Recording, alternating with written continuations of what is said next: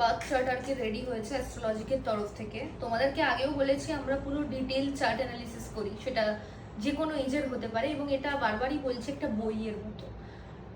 বই শুধু পড়ার নয়, আমার জীবনেরও যদি কিছু কিছু সময়ে রাহুর দশা কবে আসবে, মঙ্গলের দশা কবে আসবে, কোন গ্রহটা আমার ইষ্টদেব, কোন গ্রহের বলবান আমার চার্টে ছকে বেশি, কি করা উচিত কি করা উচিত নয়, এই সমস্ত ডিটেলস তোমরা কিন্তু এইরকম পেয়ে যাবে। এটা যাবে হচ্ছে একদম কোথায় যেন, তুফানগঞ্জ, কোচবিহার।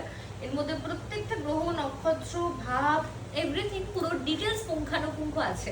আমরা এভাবেই কাজ করছি এবং আমরা এভাবে ভীষণ বেশি সাকসেস পাচ্ছি। এছাড়াও তোমরা দেখো এখানে কিন্তু খুব সুন্দর লাগবেও দেখতে। দেখো ওই কুষ্টি মানেই আমাদের ছোটবেলাতে যেরকম ছিল, বেশি রিভিল করা যাবে না, এটা একজনের ব্যক্তিগত জিনিস। তো তো আমরা ছোটবেলাতে আমাদের কিরকম একটা কাগজে, একটা ছেঁড়া মতো কাগজে যা হোক করে এরম এরম এরম আপনার এই দশা এই দশা, এই ছোট্ট করে এরম ভাবে লিখে দিলে হয় না।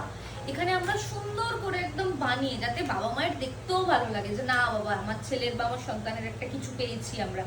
তো আমরা পুরো ইন ডিটেইল এটা দিয়ে থাকি কিন্তু। তো এটা যাবে হচ্ছে তুফানগঞ্জ।